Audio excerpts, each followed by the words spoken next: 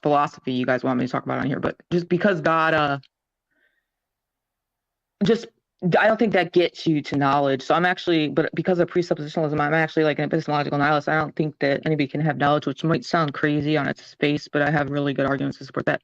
Yeah, so like arguments for atheism, for one thing, there's going to be a conceptual problem with a being creating the universe if time just began at the beginning of the universe, because God couldn't exist before time, because before is temporal, like it means in time, and so does cause. Like you can't have a cause outside of time. That's just gibberish. So a being can't cause time. I agree with theists about something very important. Well, William Lane Craig in particular. I think God is a timeless, spaceless, immaterial being. Go ahead. Well, that's imaginary. Exactly. Go ahead, guys, girl. Sorry. And then I think a lot of atheists do this. They just don't know how to articulate it. There's just like an inductive case from, we see stuff like ghosts and fairies and stuff like that is made up by humans. We have tons of overwhelming evidence that that's made up by humans, leprechauns, whatever. These supernatural entities. And God is a supernatural entity. So I think we can make the inductive case that God was also made up by humans. Wait, is that so you're saying that is your argument in favor of atheism? Is that you can induce that we've made it up? Yeah, just like a pretty simple inductive reasoning. I believe it or not, I say the same thing. And what I say, and I'll turn it over to them, but I will say this. I often say that is the difference of why I consider myself a strong atheism. And I try to make that very clear to people. I say, I am not suggesting that I have evidence to prove there is no God. I just think the evidence, all of it suggests and supports the idea that this is a concept people made up. But I wholeheartedly agree with you and want to state that. Go ahead, my one black friend. You don't have to raise your hand. It's your show. Iron Chariots here, adenosine triphosphate. Thank you very much. Biology minor. Well, I also will agree, and I just had a conversation about this with someone, a few people on Facebook. I think it is, how do I say, it's optimistic to think that the Genesis story is fact. I think it is optimistic to be told that several biblical stories were derived from other cultures, and yet to be unwilling to verify whether or not that's true, because not doing it protects your belief. I have found, and Godless Girl, you mentioned that you see some dishonesty in atheists, and then you sort of rephrase that a bit. Do you find the same is true when you were, or if you do, speak to Christians about their arguments? Well, like a young Earth creationist that's just delusional, right? It's just straight up categorically delusional. But I'm like actually biased against atheists, I think, because I want to go back to like being a normal atheist, but I've just spent so much of my time the last year attacking atheists rather than Christians, but I don't want to keep doing that. But yeah, like a young Earth creationist is just, I mean, I can't even like articulate how delusional it is. It's just crazy. Yeah. So no. Oh, go ahead. Regarding atheists, do you want us to be better? Do you want us to be better atheists in terms of our argumentation? Is that sort of what you're trying to achieve with your approach? I don't know if that's necessarily, maybe it's one of my goals. It's probably not my primary motive. My primary motive is just probably because I'm bored with the great debate, because I've been doing it so long, although it's still, other things don't interest me, so that's why I'm still around. But I guess I used to be one of those really crazy, stupid, militant atheists. So, yeah. And like, I got attacked by some really people who were strong in philosophy, like other atheists. So that kind of like threw cold water in my face to wake me up. So that might be like a byproduct of me going around attacking atheists. That would be cool if they went out and learned more to respond to what I'm saying. But that's not like my primary motive. Mm-hmm. Okay. What do you think? I don't know, it's tough. So I recently did a debate with Kent Hovind, right? And I got railed on by atheists, right? Because I think they wanted me to go somewhere that I wasn't comfortable going, because at the time I felt like I had to represent science, right? And people don't like to hear it, but science doesn't support atheism. Neither does evolutionary biology, right? And so I can't, if you want me to go there as an evolutionary biologist, I can't, right? And so I feel like I felt the same way for a long time about atheism, that what you said, right? That I realized we had a very big problem on our side, which was that we've essentially done what they do, right? When we criticize young Earth creationists, we say, what are they doing? They present a false dichotomy. They're having some theory that's not even scientific at all, and they think if they poke holes in the evolutionary theory, then young Earth creationism wins by default. That's not how any of this works, and everybody knows that, right? But what do we do when we had these conversations with Christians? We poke holes at their history, their philosophy, their anti-science, all of that, which rightfully so, because if I'm being honest to Christians, y'all don't have anything. You don't have anything. You don't have a good philosophical argument, scientific evidence, historical proof, none of it. So rightfully, we shred all that, but then we kind of do act like these things now support atheism. They don't. It's just saying if you play philosophy correctly, you don't get to Christianity. You play science correctly, you don't get to Christianity. You play history correctly, you don't get to Christianity. That doesn't mean you get to atheism, though. And I do think we lose that. But in that critique, we have to be careful that we're not beating up our side to the point that they forget that we are allies in something, and we're trying to be more allies. But it's a very difficult balance, because we got to speak critically to each other, and we're all emotional, right? So yeah, I don't know if you're saying you did badly in the debate. No, let me just say it was different. I just know people didn't about Kent Hovind. Yeah. People talk like Kent Hovind is so stupid, but he really has this very impressive bag of tricks when it comes to evolution. He's just like armed with all these responses to whatever the atheists could say about evolution. And I don't know a lot about science, but I mean, I think he wins a lot of his debates against atheists. And I don't know a lot about evolution, so I wouldn't be able to. No, I don't think I would. I'm a really good debater too, but I don't think I would be able to defend evolution against him. If I was arguing with him about God, I would just grant him, okay, evolution is false. Now, why do you believe in God? That doesn't follow that God exists. Yeah. No, so don't feel bad if you think you didn't do well. I actually have to get going. I can stay one minute, but then I actually have to get going. Sure. Go ahead, my boyfriend. Okay. I think when Pocket Locker debated Kent Hovind, you tried the Pine Creek way to some degree, where just surrender, admit the right. Just admit the right, and then divert the conversation to Jesus. Like, let's talk about Jesus. Although I don't think you really focused on Jesus at all. So, but you look, it's your debate with him. You make it your way. No. My point was, I don't want to make it. I don't want to make it about that. But I just was trying to use it as an example of being able to relate to when you are about something. In her case, it's philosophical arguments. In my case, it happens to be evolutionary biology, and you're an atheist. When you represent those things in a way that sometimes doesn't emotionally feel good to the atheist, it doesn't feel like you're on their side, or you're not telling them what they want to hear, you just have to learn to live with that somehow when you feel that that's what you have to do. But at the same time, like she said, she's trying to grow. She doesn't want to be necessarily known for that going forward, right? So it's a difficult thing to do. But I definitely appreciate you for bringing what you feel is an important message, even if, and again, you've got to do it your own way. So I appreciate your journey. Before you go, I just wanted to let you speak to, you spoke about on the panel a little bit that people, kind of have a negative maybe idea or impression of you. And I don't let people come on this channel and talk negatively about other people, like their personal lives, their past, their legal troubles, any of that, I consider off the just out of scope.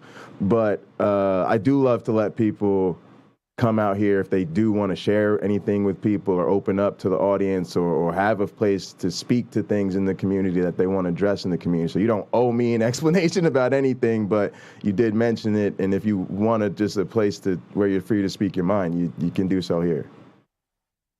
Oh, thanks. Yeah, no, I'm brutally honest. I'm an open book. You can ask me anything.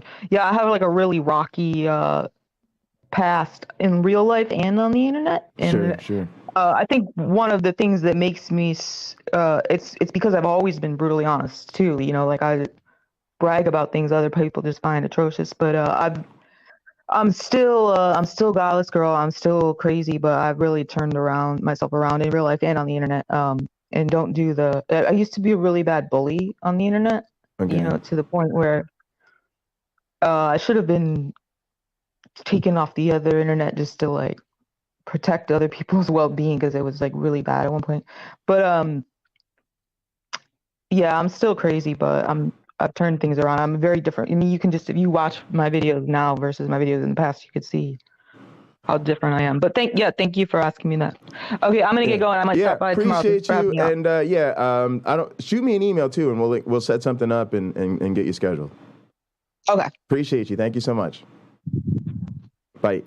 Yeah, thanks for joining us. Sweet. That was awesome. I joined all of you. All right. And so I think too, and I fired up a hot program just so, that audience can see some of that interview. And then I think I figured out what I need to do to get you going. I just need to, one, I'll send you your stuff so that you can log in. But I think even for tomorrow, what I'll do is I'll just make sure you get your link. And then that link I'll make sure there's instruction with it. So if you get on it, so as long as let's try to maybe get on a few minutes early, probably around 3 or so, just to have time to maybe work it out. If you can. If not, don't worry about it. It's no big deal. But, No, I should be fine. Just so we're not rushing or whatever. My only thing tomorrow, I gotta do some work stuff, but I mainly have to work on my engine. Well, we'll try to get it for 3:30. So right. So if you're a few minutes behind for 3, it's just gonna be me and you, and it's just to give us time. I've got plenty of daylight left to play with my engine and all that stuff. But I'm out there cleaning the intake manifold. And if you're gonna start yapping about your car, you're gonna have to bring some pics to show tomorrow. You can't be talking about it out here and not letting us see them. Look, okay, this engine, for those who don't know, is for my 69 Firebird, which is in need of many things. But I'll tell you what it's going to be when I'm done. Probably like a blue, like a darker shade of blue with some either pearl flake in it or metallic flake or mica. It'll have roll-up windows, BMW seats. It'll have a Chevy 6-liter engine out of a Silverado SS. I do not plan on turbocharging it. I do not plan on supercharging it. This car will be used for autocross probably 3 to 5 times a year. But that's what it's being built to do, with just a few turns of a wrench, coilover suspension all the way around. The suspension on this car is probably $7,500 for everything. Wow. I've never spent that much on the suspension of any vehicle I've built over the years. All right, so here's a ridiculous amount of money. So here's the thing. So here's the thing I tell my students, right, is what I always want in our class is I want them to get comfortable like sharing their mistakes, right? So anytime somebody has an issue with anything, I immediately have them share their screen, right? Because, go ahead. No, I can share a mistake. So the people that are working on my 57 Chevy truck, I had one of them act as my buyer's agent to go to look at this Firebird. I can't say the guy was careful.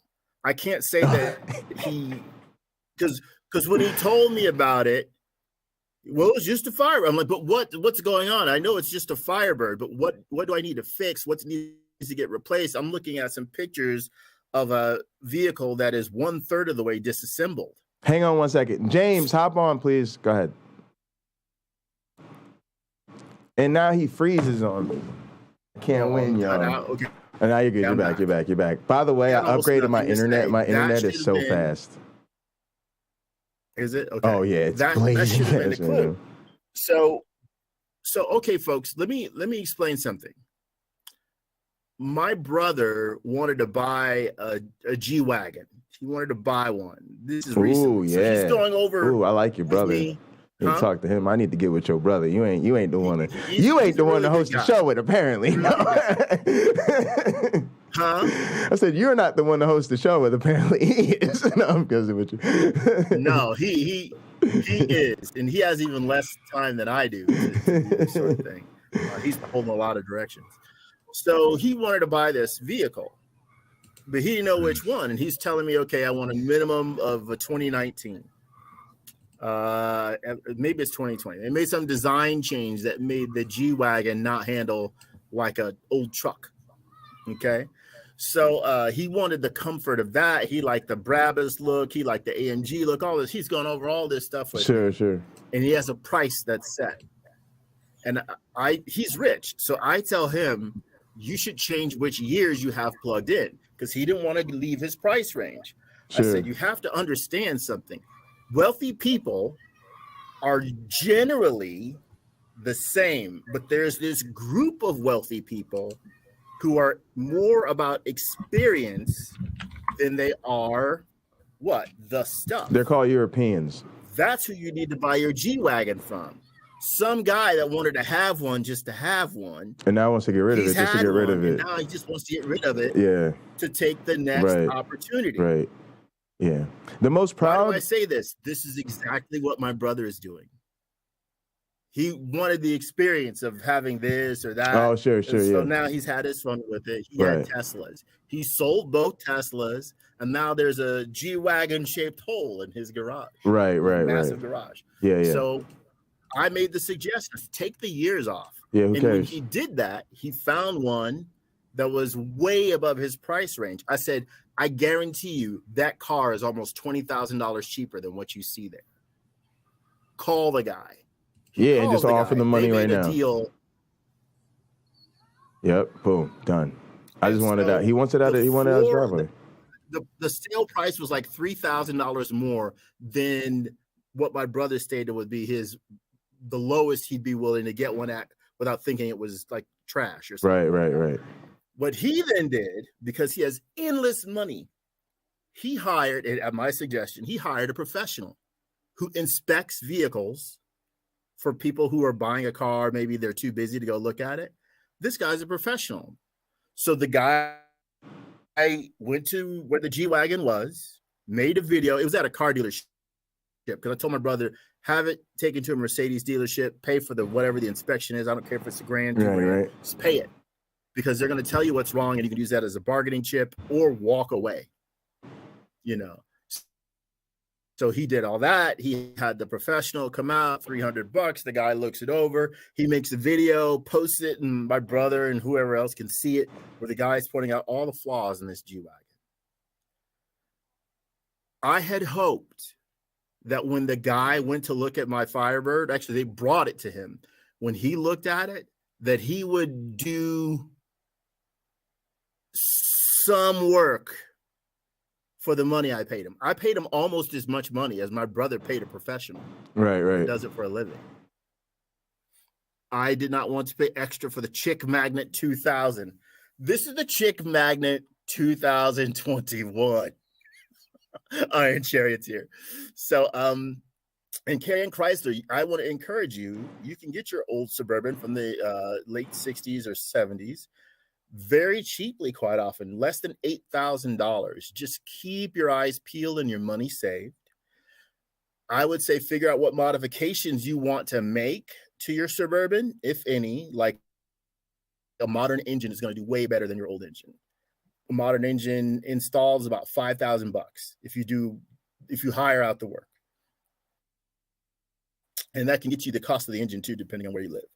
So keep that in mind, because you may want to buy somebody else's project. For instance, my car has all that money I spent on suspension. It's going to be able to be lowered more than 2 inches, have full shock travel in the front, have a torque rear suspension with Watt's link. I know this is not everybody's language, but I'm just telling you what it's going to have. And I'll probably have to pay like big money for custom wheels to clear the giant brakes that it will have, because I rear-ended somebody once on the freeway, and I won't buy a car these days that I can't modify with giant effing brakes, because maybe I won't hit somebody again. I drive much more carefully than I used to. But, keep that in mind, because you could be saving money buying something someone else is giving up on. Like my engine. It's engine and transmission. What I bought is normally like $3,000 to like $3,600. I paid $2,200. So the guy just wanted it gone. Yeah. So the proudest financial moment I ever had in my life, I'm sure my dad could tell you about it, is we took my shoes. I had very expensive shoes, which I originally got for like, I don't know, Cory Booker's inauguration or some shit like that. Very expensive shoes. Nice shoes. And took them to get resold. Because, went to nice haberdashery and everything, and that was the first time I had a pair of shoes fixed. And it was my proudest moment, because if you read like Think and Grow Rich, Napoleon Hill, and Millionaire's Mindset, my uncle my uncle's a financial expert, right? He writes books. His name's Kelvin Boston. He wrote Who's Afraid to Be a Millionaire and Smart Money Moves for African Americans, right? So you talked about there being classes of wealthy people. Really wealthy people don't conspicuously consume. That's usually the thing they consider new rich or upper middle class, right? Conspicuous consumption. Really, really wealthy people, usually if they make a show of anything, it's frugality, right? The richest person I knew drove a beater almost till the day he died. And like a couple of years before he died, his name's Dan Gaby. I mean, this dude was rich. He finally bought like a new Prius or something just because his beater finally gave out on him. But as long as it worked, he was going to drive back and forth to work. And if you didn't think he was uber rich, then cool.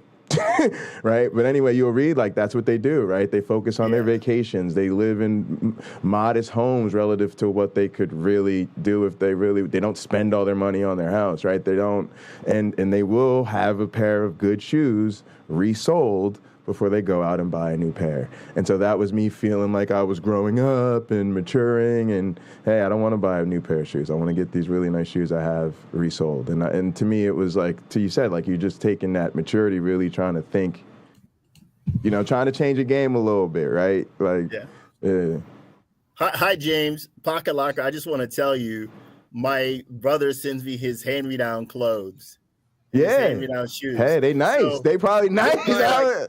He buys these very expensive Nikes. He barely uses them, and then he gives them to me. So people will look at what I'm wearing, and I'm like, I did not pay for this. Right, exactly. I'm conspicuously someone else's consumption. When I was a kid, I think it was an Ocean Pacific shirt, and I told my father, and he said, don't wear those clothes. They don't have your name on them. I'm like, but this is stylish. It's what my friends are having, And he's like, no, you only wear clothes with your name on it. Even cars, you got to have the right cars. To advertise, and I thought, that makes sense. Really, my father was like the cheapest creature to ever crawl across the face of the earth. Yeah. So that was his way. And I know plenty of extremely wealthy people. I have another brother who has a Porsche. He bought my dream Porsche, basically. And I can't say what he's worth. I mean, I know what he's worth, but I can't say it. It's they just buy what they buy. People will look at some of the stuff I own and like, holy crap, you spent how much? I have a BMX bike that was $2,600. $2,600. That's a lot. That's a lot. Damn. That's a lot. So I'd be over here at Goodwill popping tags. Yeah. Nothing wrong with that. Nothing. That's the way to do it. Yeah. Because other people would look at that same bicycle and go, this is amazing. This is really nice. And think that cost $350 at best at Target. Uh-huh. Yeah, it just depends. But Target doesn't sell this. Like you have to know I had to know of this manufacturer to even get it. It's not anything you'd see in a store. Even a bike shop wouldn't carry this. So it's like highly specialized manufacturer. And he'll sell it to anybody. I'm not special. but that's what that thing cost. I'm sitting in a $900 chair. I didn't pay that for it. Right. But it's I got, if you want to look it up, I have Cronecraft sculpted chairs. They're from like 1968, I think is the last year they made them. I have 9 of them. Oh my goodness. Yeah, and a furniture flipper came to my house to buy a couch, which I sold for $100, and she flipped for $700. Wow. I think that's awesome. Wow. That's awesome. And she saw these chairs. She's like, "When are you getting rid of these?" I'm like, I know what these are worth. I didn't know what that couch was worth. I told her, like, let me know what you sell it for. I said, I'm not going to feel bad. I mean, I don't know what I have here, but you do. I just want it out of my house. Right. So she made good money, but she wanted to buy all of these chairs at a discount rate so she can flip them. She probably already knows somebody who wants these things. You know, me, I saw them, I liked them, I wanted them, I got them. I'm either going to sell or give away everything I have in this house that isn't a bicycle or a computer. You know, I'm not attached to any of it. And that's what I see with the wealthy people I knew growing up, which was a lot. I saw that again and again. They had nice things, but they weren't attached to them. Most of them lived in a modest house in a neighborhood for the community of it. Yeah. If you live on an estate Yeah, it's where nobody you have around. like Yeah, you don't see 70 anybody. acres, you probably know the 2 people that live next to you and people you work with, and you rarely meet anybody else because it takes so much time to manage your property, because a lot of people in the Midwest will still cut their own grass. Right. You know, I have a lawnmower waiting on me. It's $7,500. Yeah, no way. So when I moved to the Midwest, the lawnmower is $7,500 brand new. If anything in my life costs that much money, it's definitely a piece of studio equipment. It's definitely not. It's definitely not going to be sitting in the garage or the driveway for sure. Like no, but that's me. I mean, I have very expensive hobbies that don't like Everybody they don't play has nice those with things, cars. man. They don't play nice with cars. I'll put it that way. YouTube Punk, I want to answer your question. I sold my Ames Lounger. I definitely had one. I have a lot of mid-century furniture. This house was decorated. Wow. Other than one room. Yeah, I decorated the whole house except for one room with mid-century furniture. I entered here. Ask what's the most expensive car you drove? I guess. Who wants to know? The most expensive car I drove is probably like $170,000 Porsche. Yeah, for me, probably something basic, probably like a Lincoln Porsche Navigator. It's not the favorite car I drove though. My favorite That car I've actually driven drove, probably a Lincoln Navigator. I had a '67 Mustang that was, other than the engine being modified and the tires being so old they were like plastic big wheel tires.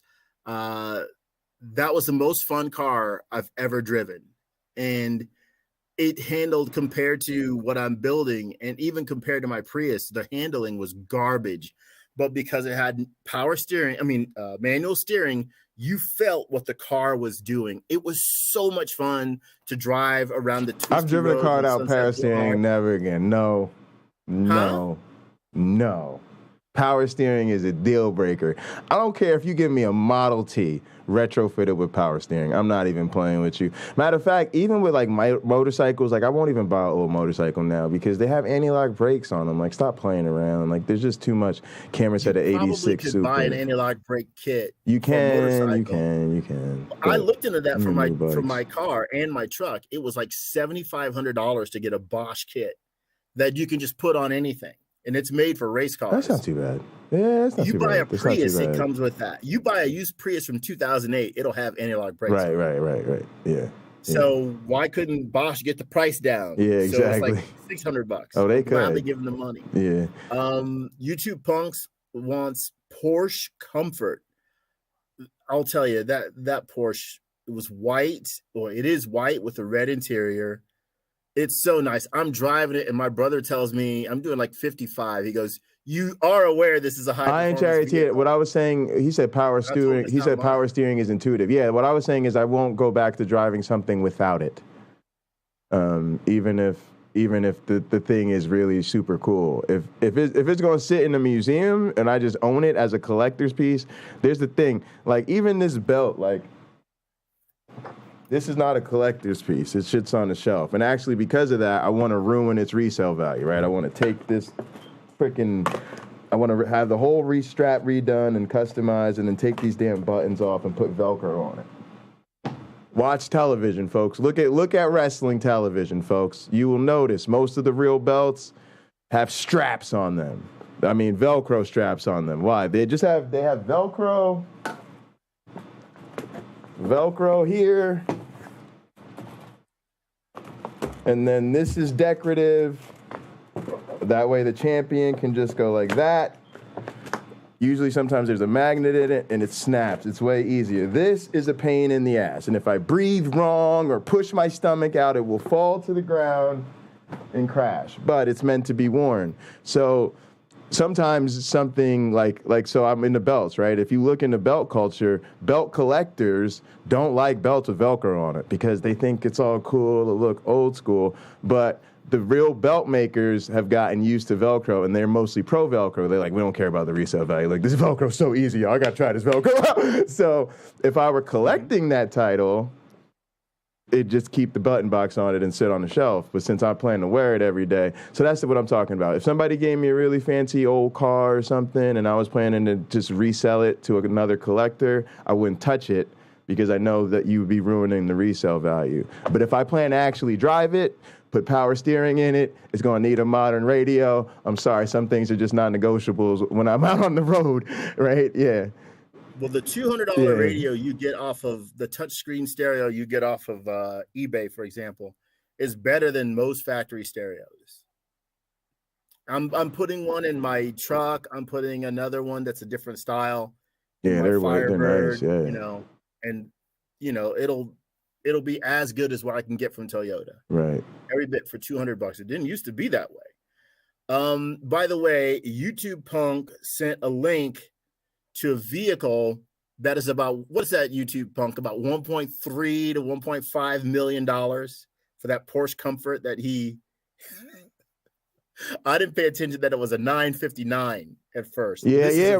That's what I'm saying, y'all. Even my gaming wheel has haptic feedback. And I just look. I've driven a car without it's just a lot of work. I'm just not into working that hard. You'd be tired. Typically at low speeds, they are. If you're trying to parallel park it with no power steering, it's a pain in the nose. It's awful. But typically, cars today have speed sensitive steering or adjustable steering. So you can adjust the firmness, like you'll see that in BMWs, although you'll probably have to pay for it on a subscription basis. Beautiful. But there are things like that. Yeah, I know. That subscription models killed everything, ruined the world. I think that'll spell the end of BMW. And I don't know why they... No, because everybody will do it.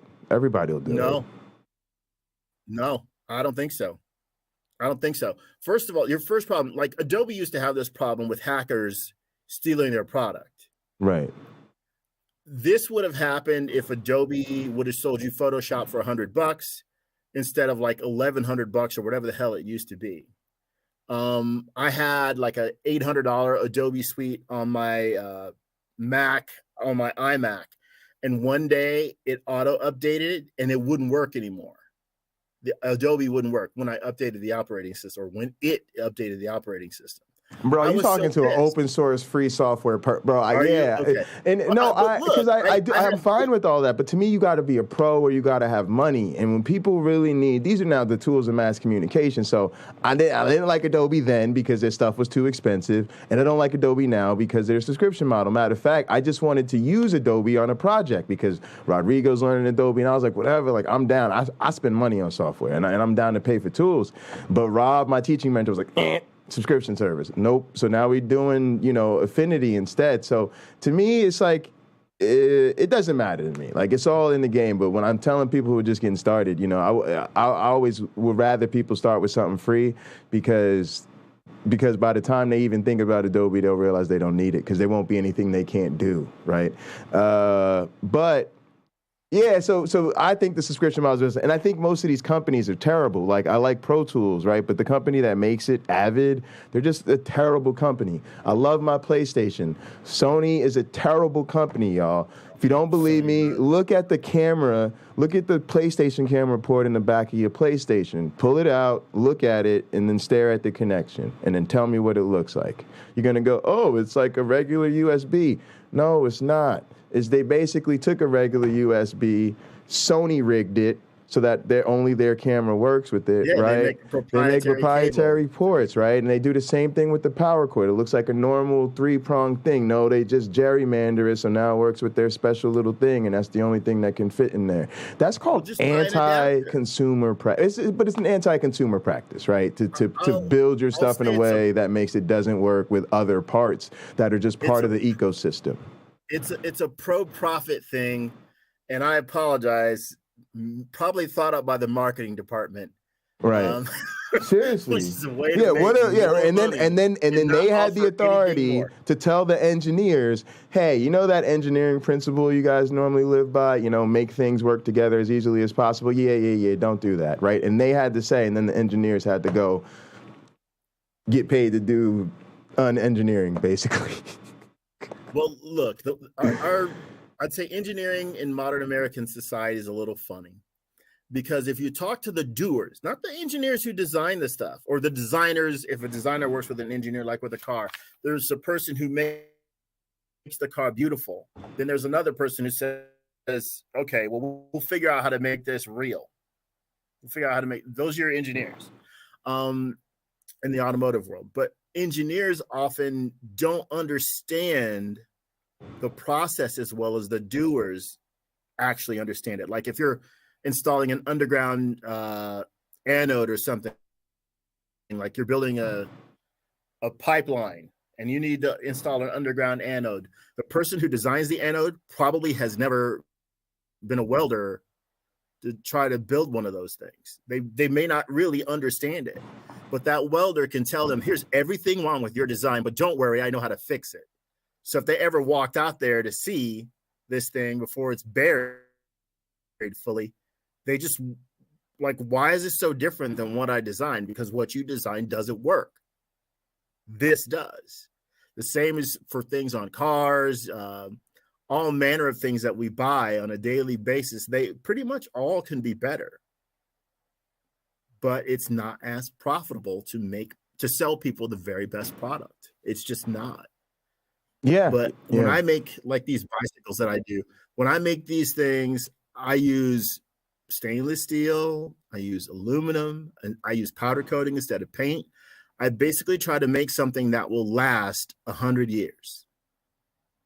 And I think pretty much all of them will last longer because people find them so nice they don't even use them. Yeah. So, but you think BMW will go subscription like Adobe did, and then just be, left out? Like you think they'll try it and they'll fail. Think of it like XM satellite and like OnStar. People the internet overtook OnStar. You're having a phone in your car, right? You're not going to pay for OnStar. Yeah, exactly. So people stop paying for it. BMW charging your subscription service for to have your seat heaters work after 60 years of seat heaters working at the push of a button. Mm-hmm. Now it will stop if you change your credit card. It's forgot to tell them, right? So it has a new expiration date and it won't charge anymore. So you can't get heat in your car seats. Everybody's going to take their phone or their OBD2 thing that is a built-in hack, plug it into their OBD2 port. It will go into the BMW software, turn everything on. Yeah, and they'll do the same thing with self-driving cars. I was just thinking of, your car is already controlled by a computer. No, there's no such thing as a self-driving car. What do you mean? There's no such thing as a self-driving car. Why are you saying that? Doesn't exist. What do you mean? Huh? Why do you say that? There's no such thing as a self-driving car. You know what I mean. Tesla is not a self-driving car. It's not autonomous. What is it? People, if you have a Tesla, use your hands. Use your hands. Operate your vehicle. If you're falling asleep and it prevents you from dying, I support that. That's awesome. But drive your car, please, because it will run people down. It will crash you into things. Bob Lutz said it best when Bill Gates criticized him about but eventually why it aren't won't. cars as good as our computers. Bob Lutz said, if Microsoft built a car, it would crash itself. Well, now Elon Musk does that. Yeah, pretty much. No, but I do think eventually they'll get the error down way lower than people. Right? That's the question. You'll Eventually, be dead. You'll be dead. You said before that happens, you think? You'll be dead before that happens. Back in the early 60s, I don't know. They had cars that could drive themselves. Yeah, but Back in the early 60s, this isn't new. This is another thing Elon Musk did not invent. No, but it's different. I'm not saying I don't think he invented it. I'm just thinking eventually, and I'm not even thinking Elon Musk. He's not the big player anymore. That's what I'm saying. It's bigger than him. It's going to be Chevy and Google and all of this stuff, and it's going to be multiple sensors. It's going to be a lot. This is what I'm saying, because the problem is still you can't even compare it to before, because before you could take the whole grid processing and they didn't have as much processing power as I do in my phone right now. So it's just going to keep scaling. Like there's going to get to a point where this phone right here, the chips and all the processing in this phone are worth a penny. And the truth is they'll be worth less than that. It'll just be we won't have an actual unit of currency like small enough. This is what the microprocessor people say. Right? They'll say it'll literally be, and the things that we think now are trivial, right? They've already got like a pill you could take. You take the pill and it'll do a colonoscopy for you on its way out the back door, right? Because it's got a camera in it and it's got all the sensors they need to take all the data, and you just pop it like a regular pill, poop it out, you never even notice, and the doctor comes, right? This is the future of a colonoscopy. Right, it's just right, because all middle-aged men hate colonoscopy. So I just think I don't. And again, I'm not a person who thinks we're gonna like cheat death and get off the planet, but I do think a relatively self-autonomous driving system is not that far off. I actually would welcome it. I always say this: the world would be a better place if driving and shooting were things people only did in video games. That's the world I want to live in. Okay, so driving, shooting, and flying planes. Let's go through a few of these comments. Let's get this comment section, because I want to pause you because you're being wrong about stuff. It's fine. You don't have to agree with me. I'm just saying.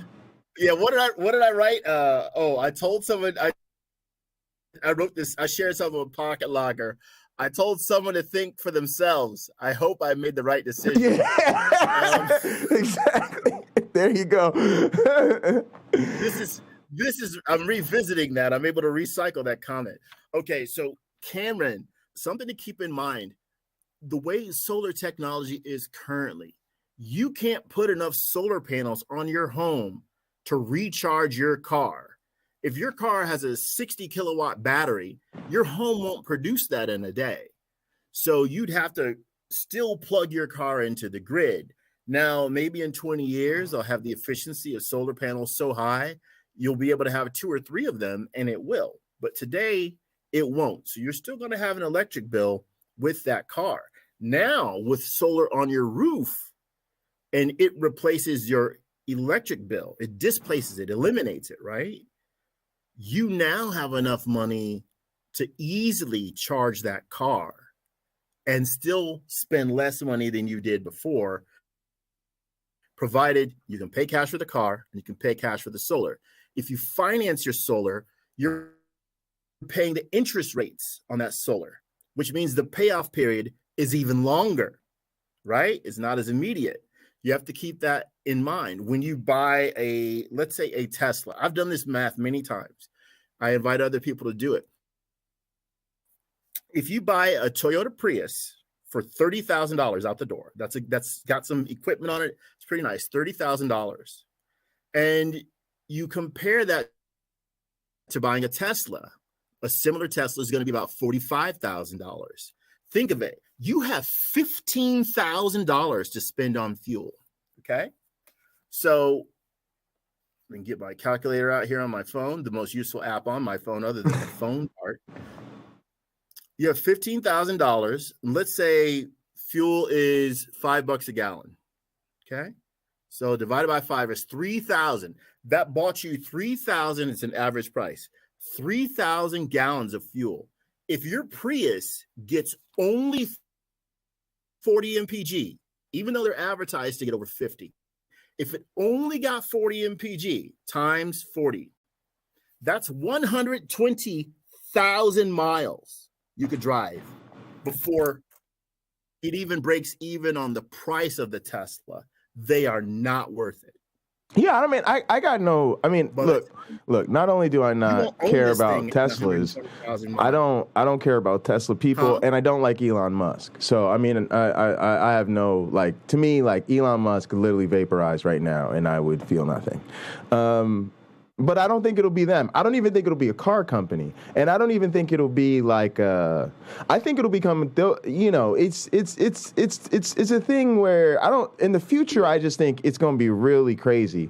But there's going to be a lot of things that go. But I would put more of its on a grid company. It's going to be more a technological solution at the level of Google or something, where you're looking at somebody that is going to be able to make this that is looking to make this a ubiquitous technology that fits into their bigger payoff, right? So to me, Google does it because Google wants you to go ahead. People like control. Right. How is Porsche, are they going to build a self-driving car? Porsche is all about mainly about high performance. No, it's just going to be luxury. It's going to be somebody. I don't want a Porsche that drives itself. No, you're going to buy a Porsche. Nobody's going to take away your Porsche, your ability to drive your car. But here's what the truth is. I don't trust people.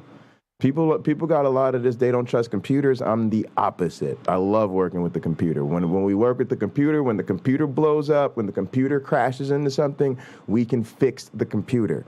We can't fix human error. Human error is a baseline that we never gonna have any control over. So the same way that. And yet, who makes the computers? But look at what happens at the grocery store, right? They're just replacing the people because why keep paying people to do something? So to me, it's just people are not good drivers and they fall asleep, they get drunk, they do, and it's just going to be easier to not bear the. It's going to be cheap. It's just going to be cheap and easy. And you know who's going to really lead it? Insurance companies. That's going to be the bottom line. It's going to be insurance companies who incentivize it. Your insurance is going to be way less if you sign up for whatever. It's like the thing I had a thing from Progressive, right? And I got rid of it, man. I changed it, right? But Progressive used to have a thing on mine. They wanted to see if I could qualify some cements, right? And every time I stepped on the damn brakes too hard or went over the speed limit, that thing was clocking me and charging me, right? And it was like, nope, sorry, we're not giving you any discounts because you drive too aggressively. And part of the reason I didn't like it was I realized it wasn't a good match for my car. I actually drove very carefully with it, but I drove an older car.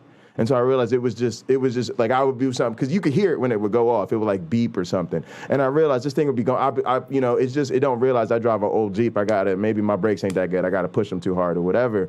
But my point is, they were trying to, do the Big Brother thing in connection to, minimizing their financial exposure. So that's just kind of where I think a lot of and I just don't think we're currently thinking about it, and we're kind of thinking of it like, oh, is it going to be Tesla? Is it going to be this? It's probably going to be bigger than the car because, to your point, it's hard to make that all interface together. So it's got to be on some bigger thing. But I don't know. It's just, autopilot's been around forever, right? You spend a ridiculous amount of your flight time in autopilot. That still means you got to be qualified to fly the plane. But if and again, it wasn't because they didn't think it was important to have qualified pilots. It's just at some point they realized, hey, you're on a big boat flying through the clouds, and the computer can keep a lot better track of your position and what's going on around you than you can. That's my thing, and I like it because, again, I just think it just is going to reduce. Unfortunately, I've lost people. I grew up in an area where getting to school every day was dicey. Let's just put it that way. There's a lot of school closures. I lost friends. I was a very talented musician just on his way to a sax lesson in a snowstorm. I cannot tell you all the incidents I got in, cars I smashed up just trying to get to parties in the middle of bad weather. And it was just a part of life, right? And where I'm from, too, it's not only in a mountainous area. It's the Poconos. Y'all know the Poconos in northeastern PA. People go there to do what? Ski and go to resorts and be in the mountains. We live in the mountains. And because of that, everything's far, right? My school was a 35 to 40-minute drive from my house.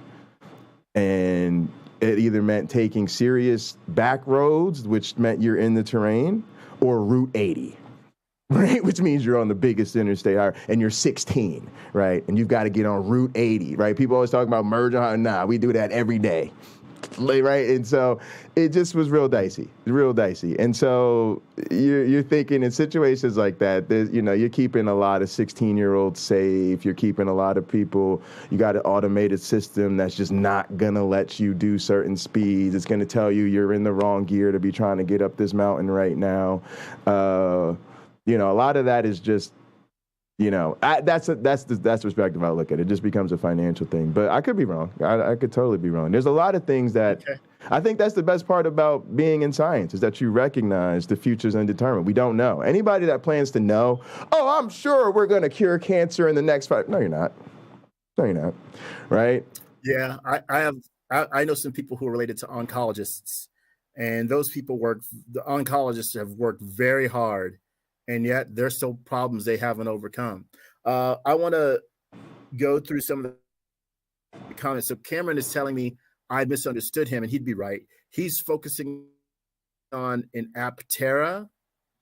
So that's a vehicle I know pretty much nothing about because I just looked at the cover page of their website. So he's not referring to a Tesla. So if anybody wants a Tesla, compared to something that gets excellent mileage like a Prius, that's a hybrid, and that's probably where your money is better spent today. In 10 years, that probably won't be true anymore. That probably won't be a better buy in 10 years. The Tesla might very well win out, or any of the other alternatives that Ford or GM or somebody else is going to make. I just became a MAGA hat. I just became an official MAGA hat right now. You did? Yep, make America grow again. Somebody asked a question here. I'm getting Iron the red Cherry hat. Tier says MAGA, make America grow again. Going to revolutionize self-driving cars. It might not be Elon Musk. I suspect it will not be Elon Musk. Tesla's had some problems. They let go a bunch of the people who were working on the autonomous driving component. See, the thing is, Tesla can sell it as a self-driving car, even though it doesn't have above like level 2 autonomous driving. Right. And if I don't know why there's not a class action lawsuit against them. Like, this doesn't do what you said.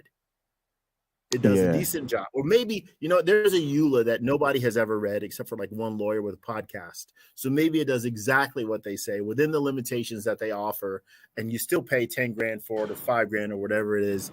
And you can marketing protection. You have to protect companies' abilities to lie to people.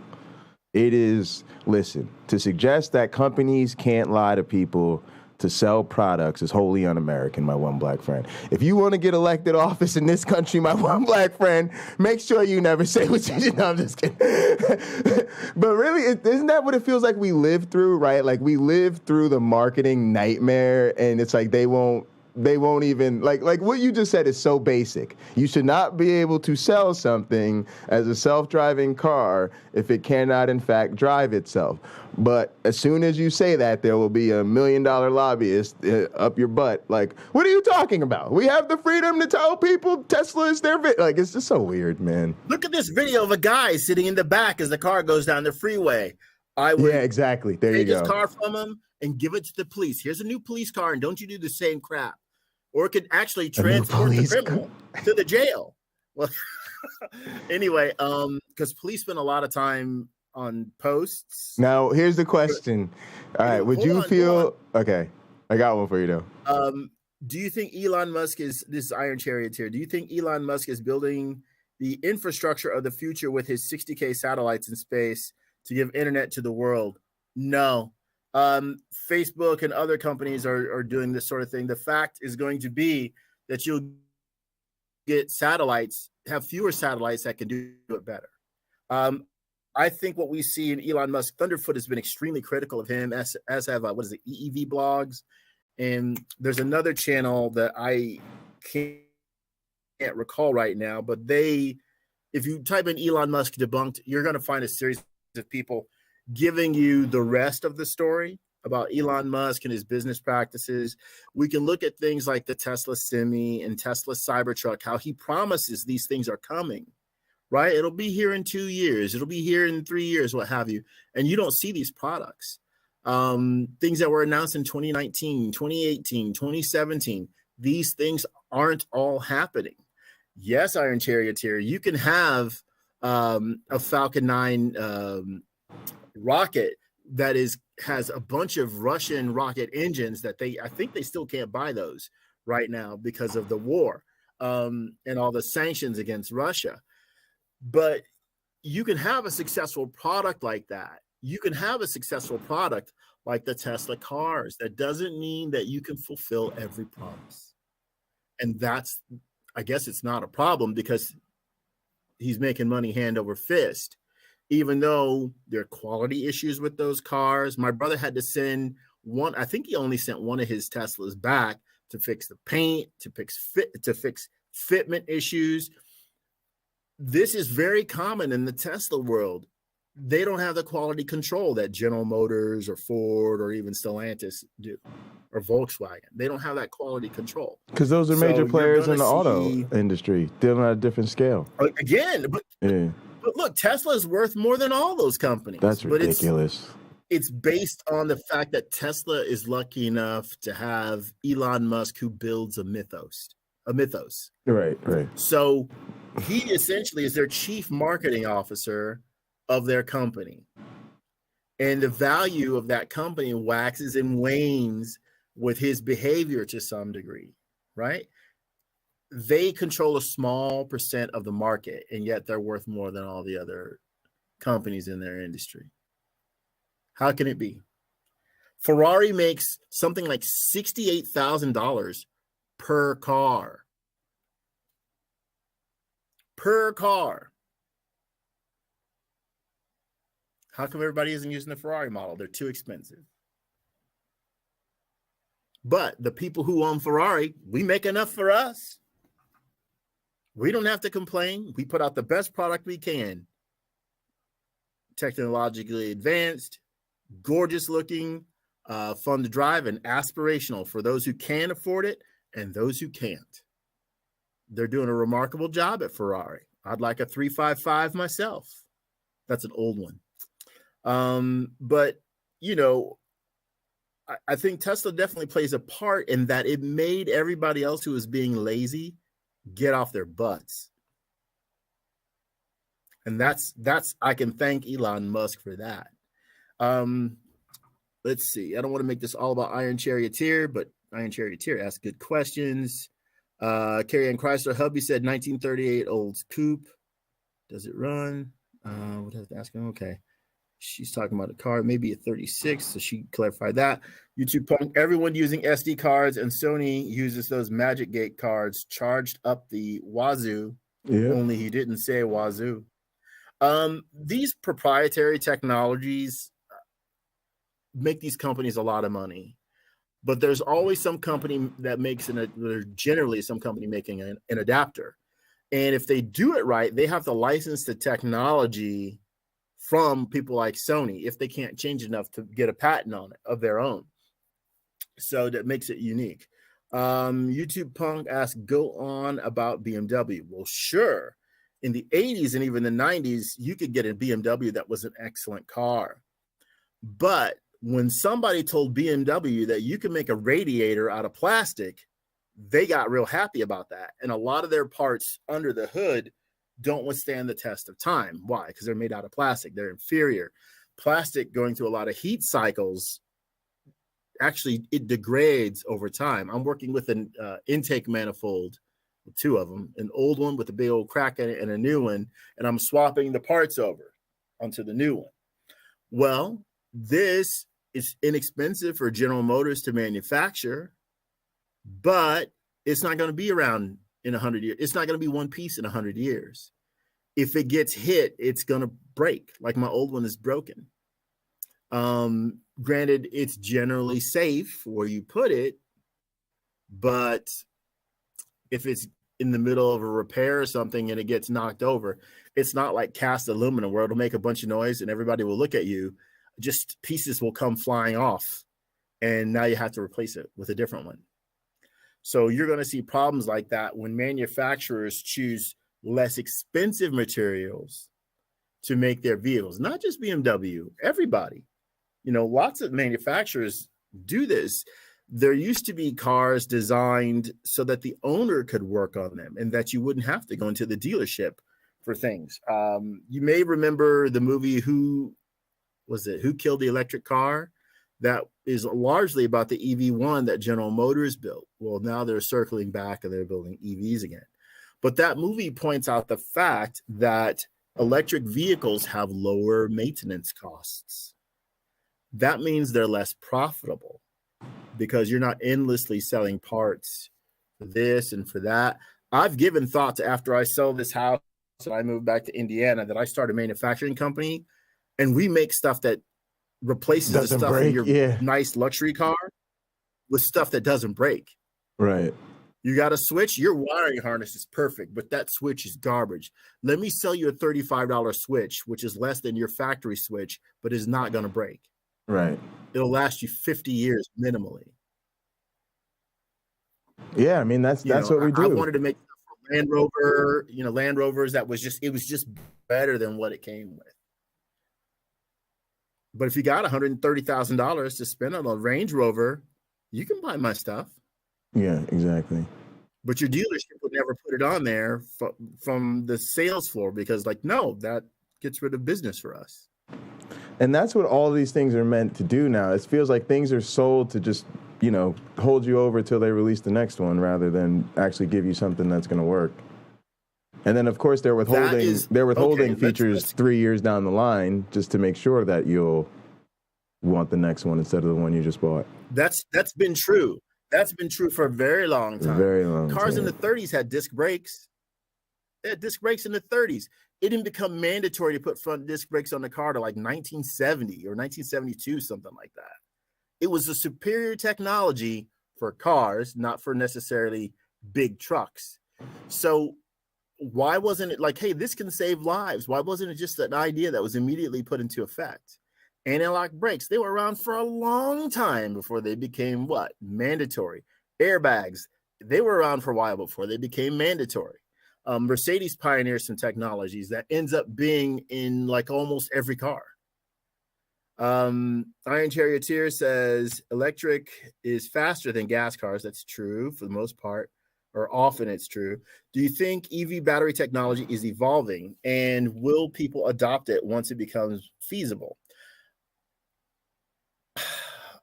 I tell you the truth. When I started building my truck last year, if you would have told me that Ford had a $3,000 electric motor and I could buy a Tesla battery pack for $60,000, and basically by the time I was done, I'd have about $13,500 wrapped up into converting my truck to be an EV, I would have done it. My engine, I got it for dirt cheap, and I still would have spent the 14 or so grand to make it electric. I still would have spent it. If I add up everything that makes my truck go, that is gasoline related, it's probably half that cost. But I'm spending the money. It's half the cost still. So over time, when I factor in, just like I did that calculation about the Prius versus the Tesla Model 3 or whatever the heck, there is an advantage. I'm going to spend that $7,000 difference on fuel. I will. But it'll take a while because even in that truck, $7,000, I'd probably get 25 miles to the gallon out of that thing when it's done. That's a lot of driving. That's no joke. However, there are other advantages that I would like. So let's see. It would be faster, but I'm not building that thing to be fast. Otherwise, I would have slapped a supercharger on it because ProCharger will sell me a supercharger for $3,200. And it's up and running for fairly cheap. So, but I'm not interested in going fast. And my Firebird, I want it to be quick, not fast. I'm not going 200 miles an hour in that thing. Let's see. Tears, bad bet. Solar is inefficient at the moment. Solar too inefficient at the moment. YouTube Punk says. Something about Uncle Bobby. Carrie and Chrysler. What about lithium mining to make batteries? Okay, so we're circling back to the battery question. I would think with just like there was a race to make a fuel efficient car, like who can make fuel efficient cars that are good. There'll be a race in this battery technology because there are billions, untold billions to be made. And if you have the superior technology, what's going to happen is what happened with Toyota and their hybrid systems. Other companies licensed it and then put it in their cars. So Toyota is making all this money selling to their competitors the idea of a product and not the actual product. Here's how we made the motor. You're paying for the patent. Go make your own. Here's how we made the inverter. You go make your own.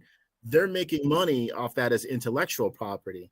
So if you are the person who designs the battery, my brother Rick gave me this example of Armorall. He says the people at Armorall own the formula. They have like 75 employees. This is a long time ago, but other people manufacture it all over the world.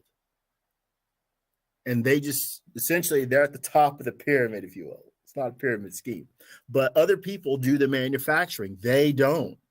They just own the formula. And they sit back and they collect the money. If your company, your university, what have you, comes up with the battery technology that will rule the future for the next 100 years, you couldn't count the money unless you borrowed Jay's computer to do it, because it would just be an idea that people would run with. And if you had a patent in the US, you have, what is it, 75 years now? I think it's 75 years that you can use that. I'm thinking of copyright. I don't know how long a patent lasts, but someone in the chat will know. Let's see. Your Firebird is going to get converted to electric mode.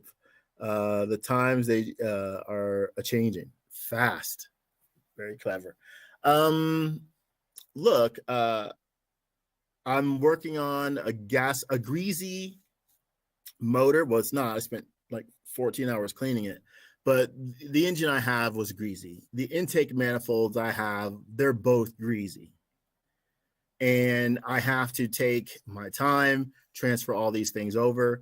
If I was dealing with the electric version of this, it would have been nowhere near as dirty. I probably would be done and it would be in the vehicle right now if it were electric. So that is a fact. The sticking point for electric cars is the battery. The charging that you're discussing, that is becoming very fast. And we're looking at less than 30 minutes to charge a vehicle up. Hey, if you put your coffee shop right next to the charging station, you'll do well. You put your restaurant next to the charging station, you'll do well. Or you own the charging station, you'll do well financially. But what's that system when I convert my vehicle? What's it going to cost? At 14 grand, I'm in. I can sell the engine I have now or give it away. And I'd be money ahead making that thing electric, because then I would actually drive it more.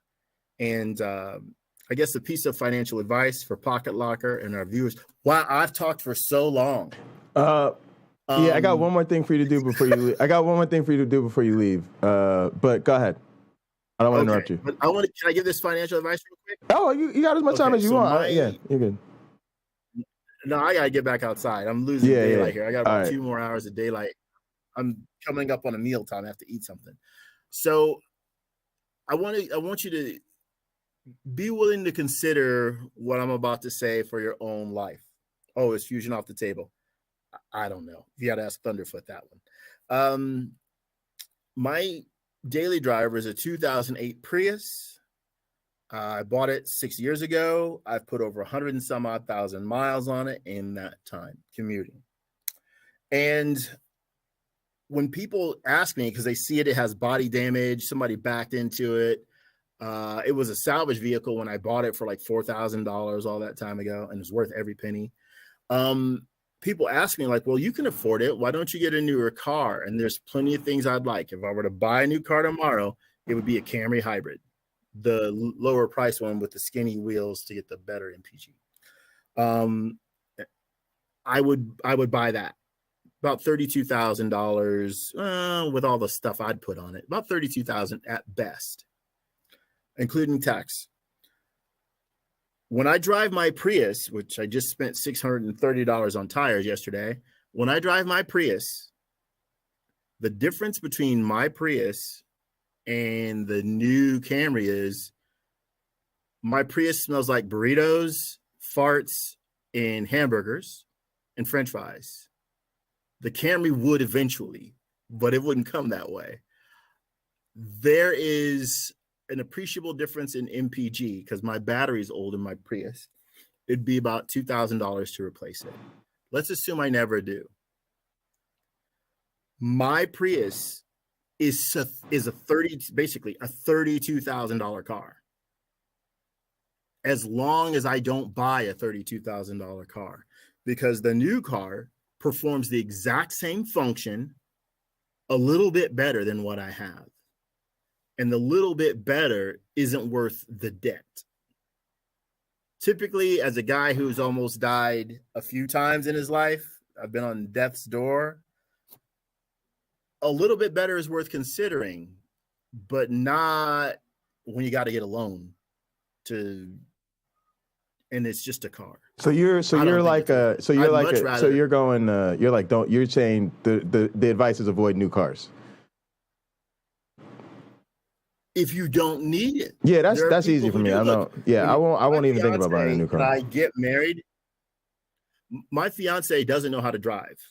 Oh yeah, you might want a new car. Yeah, you might want to put her in a new car. Yeah, I got you. But I told her, I says, I'm not buying you a new car at first because she doesn't know how to drive. She wants a Mini Cooper. I told her, I'll get you a good running Mini Cooper that probably doesn't look all that great. And I told her why. If you back into a pole or you dent the door or something like that with a shopping cart, it's fine. I don't want you to be broken up about it. Right.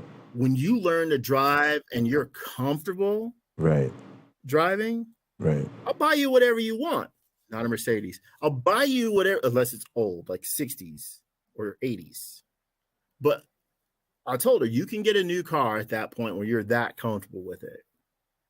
Myself in Indiana, as long as it's not winter, I can drive my truck or the Firebird. I'm giving my Prius away to my friend's son. So I'll buy another one probably and then move on my way, to Indiana. Yeah. But I don't need a new car. Iron Charity, I think the renewable energy would be enough now if we got serious about it. The problem is the political willpower. It's not the infrastructure is part of it, but I really just think it's the willpower. And believe it or not, I think it's a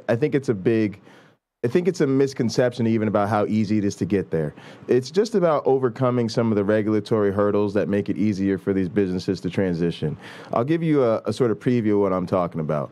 The future of marijuana does not look like dispensaries. It probably does, but dispensaries are probably places you go locally because you like a local dispensary, just like restaurants, right? When you go out, you have a choice of where to eat. Do you want to go to maybe a little bit more pricey of a place, but it's really nice, but it's just run by some people that they just run that restaurant. You see what I'm saying?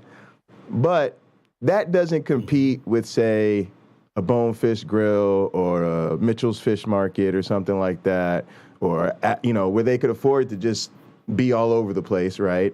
And then they're not even doing the same type of business as a McDonald's, which is just like, sorry, I got 800,000 locations all over the globe, right? And the same thing's going to happen with weed. And I'll tell you something that was crazy. When I first started smoking weed in high school, later in high school, 'cause I was late to the dance and I was kind of a nerdy kid, and I remember, it was different for everybody. And I didn't have a lot of people talk straight with me about it. But one of my female friends, her father actually was an executive for Philip Morris. And I basically heard through them this thing that he said, which was basically the day we get serious federal legalization of medical marijuana at the federal level, right? Like, and I don't mean like they pull it off of the controlled substances. And I'm talking, they do that, then they fund the research, and it becomes illegal to produce it. It's a few more hurdles, right? But the day those real hurdles are cleared, Philip Morris is taking over the weed game. And they're ready, right? Because your dispensary is not going to be able to compete with Philip Morris's ability to just monopolize mega farms and build skyscrapers of hydroponics, right? So that they can stuff cigarette tubes and then sell them on packs across, right? When they get to the point that you could put a pack of weed cigarettes next to your pack of Marlboro menthols, Philip Morris will be making sure that you just like, yeah, I want that $10 pack of weed cigs right there. And my point is, people think that they don't want to do that. And they don't want weed to be legal because, no, Philip Morris is like, we're in the business of selling smokable products and being the best in the world at it. And as soon as this becomes another legal avenue for us to do that, that's what we're going to do. And matter of fact, if it becomes, hey, you got to keep all these damn Surgeon General warnings on your tobacco cigarettes, but it's less regulation and less tax, and you don't even got to put some toxicity warning if it's weed because it's never killed anybody. They're going to be like, yeah, we like that too, as a matter of fact.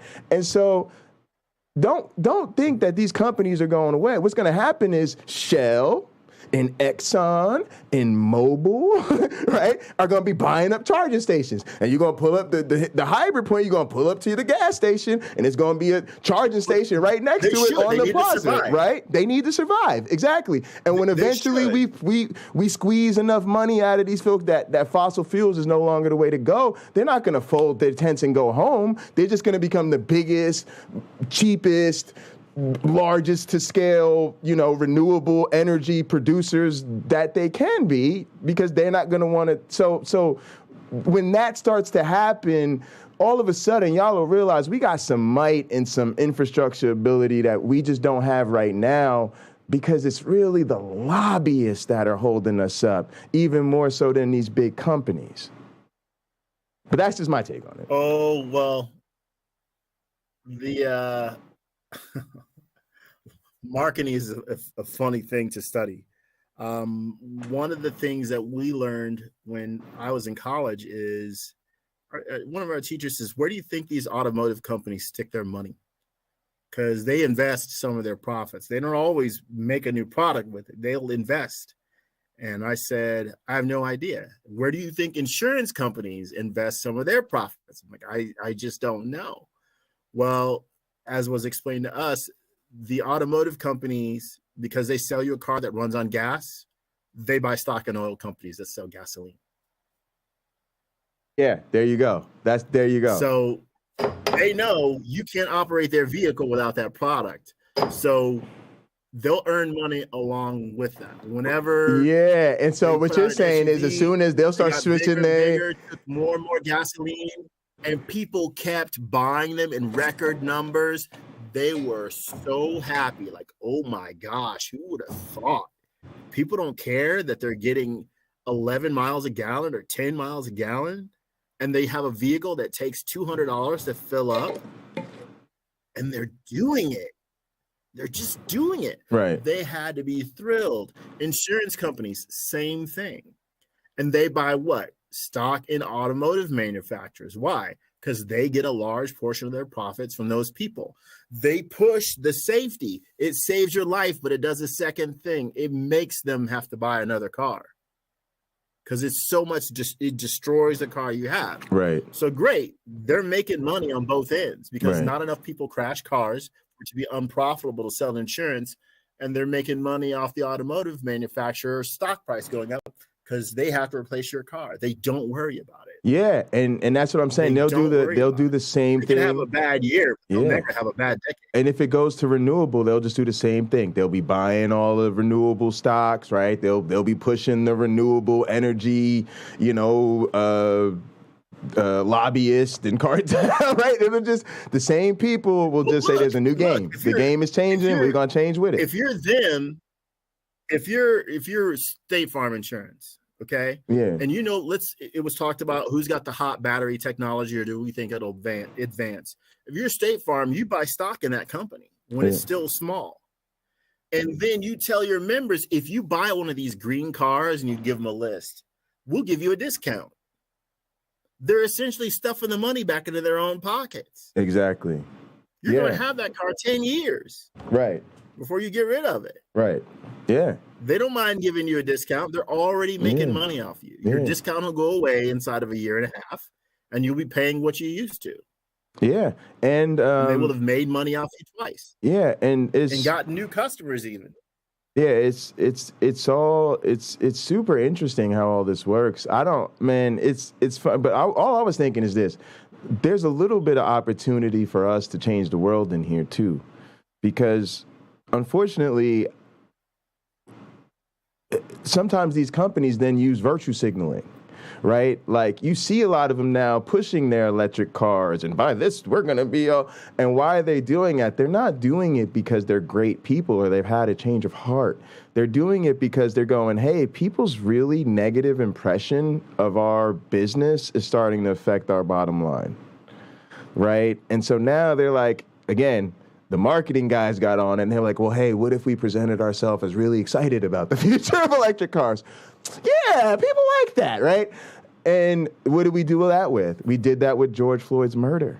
All of a sudden, you had white-collar companies, all these billion-dollar companies, and everything's Black Lives Matter, Black Lives Matter. I got salty the other day. I got a nasty email from somebody in the university in the hierarchy and had the nerve to have at the bottom of the email, Black Lives Matter. I'm saying, not if you're going to talk to a black man with a PhD like this, they don't.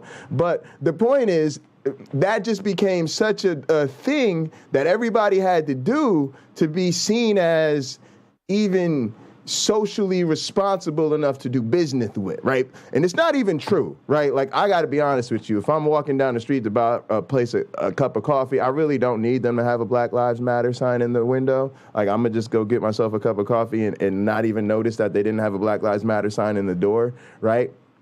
But it says something very powerful about society, that we created the moment in the time where everybody felt they had to do that. And I think we could do that with a lot of these other issues that are important to us.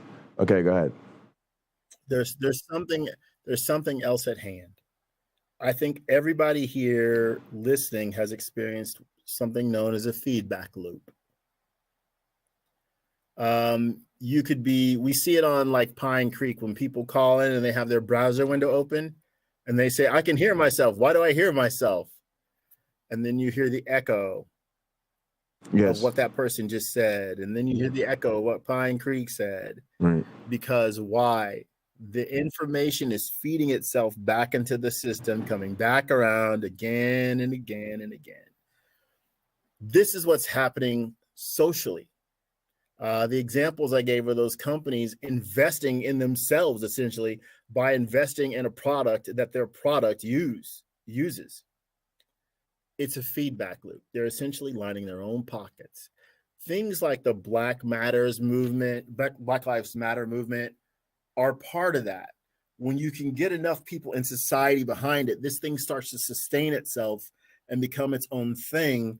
And you can get people on board with that message and bring in new business, right?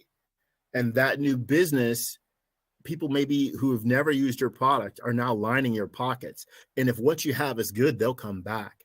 And in the future, when nobody is saying Black Lives Matter, because why? Well, most people aren't jerks enough to mistreat Black people anyway, or Latinos, or Chinese people, or Japanese people. And so most of us just aren't those kind of jerks. Right? Most of us are already on board. So what are you disagreeing with though? You're just saying that you disagree with it. You're just saying it is important that they did it because it allows them to get into the feedback loop of. Well, there's something else I wanted to say. It's the shuffle dance, Jay. 10 years ago, did you see a shuffle dance video? No. On TikTok, if there's some kind of dance, now you got what? Everybody's doing it. 2.4 million people doing the same dance, right? To the same song. Yeah, like bees, like a flock of bees, just all over the internet, like a big beehive. Everybody doing the same waggle dance. All over the internet doing that. Our society today, and maybe it was always like this, is more than ever ready to parrot what other people are doing. Yes. There are very few, the floss, yeah. There are very few creators, and there are billions of copycats. Yes. Yes. And the best creators are creative copycats. In creating it, unless it's something you can own a patent on. Yeah. And the best creators are creative copycats, right? You know what? Godless Girl's a great example. Nothing on that? She's a fantastic example. Godless Girl made a video about buying lobster with her public assistance. Other people made the money on her video, not her. But I disagree with that too, though. So I would say disagree, but I think that that's good. So I'm going to tell you something that's different for me. I think about it, I always think about it from a different perspective, but I think what I want is to me, when I think of a star, it's because you can make somebody else's product good, right? To me, think about it like this. LeBron James, right? He could have a big stream. Maybe he does, right? But for the most part, right, even if he has a couple million followers on YouTube, nobody's ever going to be like, yo, LeBron James is a huge star because he's got 5 million followers on YouTube or whatever. He probably has 50 million, 100 million followers on Instagram, right? But nobody really cares, right? What makes him a star is that when he shows up on ABC television for the NBA Finals, the whole world is watching to see him, right? So it's not his ability to play the algorithm to bring attention to him. It's his ability to go somewhere else and be like, and then people be like, oh my goodness, LeBron James came on our show, best episode we ever had, right? That's what makes stars. And so, like, when I even look at the Ken Hovind thing, some people ask me like, Jay, well, how many viewers did you get from it? Or how many subs did you get afterwards? I was like, that wasn't the point. The point is, somebody called me. Donnie said, I got to find somebody special to do something for Ken Hovind. His 300th. He said, Jay, you the guy. All right, let's get it done. What did he think afterwards? He thought, Jay, that was fantastic, right? It was bigger afterwards than it was going in. It was good for him. He thought it was one of his best episodes. His community enjoyed it. Kent Hovind, right? The whole thing I said going into this, even when I cut all my promos against Kent, I said what? I said, Kent Hovind, if I was dumb enough to just debate Kent would bury it. Right? That was a very serious thing, y'all. If you talk to other atheists, talk to Mark Reed, talk to some of these other people, Professor Dave, right? These people go into these Kent Hovind debates, all right, you'll see what's going on. People go into these Kent Hovind debates thinking that's a big opportunity for them. They're going to get a lot of eyes. Kent's going to put it on his channel. All his big audience is going to see it. And they whoop Kent Hovind's butt, and then what does Kent Hovind do? He doesn't put it on his channel. So it becomes nothing other than another video that they post to their audience that they already had, who already watches all their stuff. And then it's like, look, guys, I debated Ken Hovind. I killed him, but nobody saw it because he won't put it on his site. What happened when we did ours? I said Ken Hovind was going to do that, but he didn't. He put it on his website. He celebrated on his website. And matter of fact, when he posted on his website, what did he call it? Because if you come to a Ken Hovind page, he's got 300 debates against atheists. Which one are you going to start with? How about the one he titled, in all caps, the best debate ever? And which debate was that? The one against this guy. Right? So that's the thing. I'm not trying to brag. I'm just trying to tell people, when you ask me that question, I'm going to flip it on you. And I'm going to tell you my job was not to do something to bring and get subscribers for me. My job was to show up, do what entertainers do, make a good show for the people whose platform is hosting this. And so when Godless Girl tells me that, I'm like, that's great, because now you're viral off of something that was so valuable to the internet. Everybody else was eating off of it. Like, everybody else was making content off of you. So even though it feels right now like everybody else was out there and you didn't really get the subs from it, and now you're back, and it's like eventually when them dots get connected, them dots will get connected. And a viral moment like that is something the rest of the internet kills for. Because even if a person has 10,000 subscribers, 50,000 subscribers, whatever it is, what are they really hungry for? They're hungry to be the type of person that could break out of that shell and go out and do stuff in the world. And so I think sometimes our perspective gets a little bit twisted because we're so focused on streamers and YouTubers, and they don't really think about entertainment the same way traditional entertainers consider it. Like my dad ain't got no YouTube followers, right? But my dad's been on cable television for 35 years, right? So that's what I mean. Like it's about going out there and being worth something, so that people who do put money into their platforms think that you're worth, putting on that platform. So yeah, it's just something to think about. I see your point. Yeah. I see your point. From the standpoint that people are making their living off YouTube, she clearly had something valuable to offer that was not only a social commentary, but entertained other people to some degree. It sort of satisfied her need to build awareness out there in the nation, and yet nobody made less money off of it than she did. Yeah, except for me. I've had that problem. I don't think that's fair. I don't think that's fair to her, but that's the culture we live in now. Yeah, I had a Fox News story done about me. Iron Charioteer, I probably could learn to shuffle dance. I don't know how to do it right now, but yes, there are many beautiful ladies that are shuffle dance gals on TikTok, Instagram, and YouTube, and I've seen like 5 of them, I think. And so I don't know much about shuffle dancing, but I know that it exists. Pocket Locker, I gotta. Oh, hang on. Let me do this one thing. So, it's real important. It's real important. All right, so go pee, and then we'll do this. I'll let you go. Is that fair? Can we do that? Huh? Can you just go pee and then come back for a second, and then I'll let you go? Because what I want you to do is log in through Restream so we can make sure you're good to go live tomorrow, and then we'll be good. So, but go ahead, go pee, and then I'll kill time till you get back. Thank you. I will go pee. All right. He said Kent's a good entertainer, like Barnum. Yeah, people think that. I don't know. I got to say that I do think he's he certainly got his charm, right? I mean, I think. Look, I'll put it this way. I'm not high on Joe Rogan, right? But you don't get to be the largest podcaster in the world because you suck at podcasting, right? And if you look at Kent as a content creator, he's very successful for a reason. And I don't think you have to, be some kind of Hovind admirer to just acknowledge that he has, in fact, had success at what he does. And I also think from an entertainment perspective, he's somebody who, again, comes from the traditional world. That's part of the value, right? Kent has legitimate entertainment chops because that's his background. He's not a person who just saw other people making YouTube videos, put a camera up, and then tried to figure out how to entertain, right? Kent Hovind is somebody who was out there before social media and YouTube really became a thing. And he was out there speaking, writing books, preaching, doing the ministry, going on tours, really making a name for himself, doing his business ventures, right? And he was interviewed on like really big television platforms and he had a really big following. If you look at Kent when he was younger, he was very handsome, he was very charming, he was very, he kind of had a wholesome, charming, very way about him, and he's still kind of that way. He's just slowed down a little bit, and he's older.